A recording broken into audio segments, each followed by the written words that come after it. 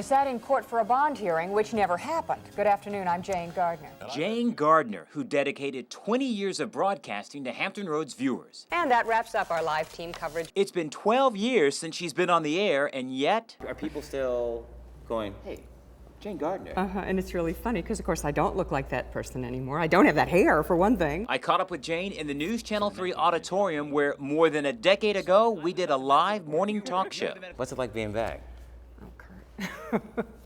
We did have a darn good time, didn't we? But for Jane, it was much more than that. And I'm going to tell you something. This auditorium saved my life.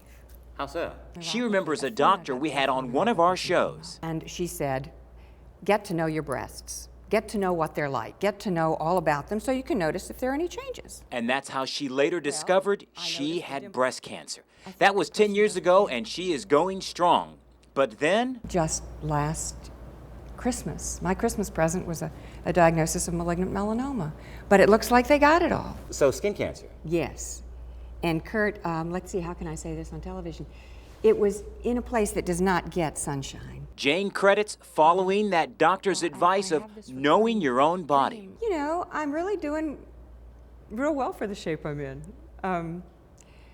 I feel very fortunate to still be here. So information you got that you were really trying to share with the audience, you believe helped save your life. I know it did. I know it helped save my life. Taking in all the sights of op sales. So LeAnne, how is it? Oh, it's absolutely spectacular. Another former Channel 3 anchor facing health challenges. When someone utters the words, you have something chronic that you're going to have for the rest of your life, your world starts to spin a little bit. About a year and a half ago, LeAnne Rains learned that she had type 1 diabetes, but admits she was in denial and waited to get treatment. I actually had gotten to the point about 4 months ago where I was really sick. I was in the doctors and they were telling me, if you don't properly dose yourself with insulin, you're going to be in a coma.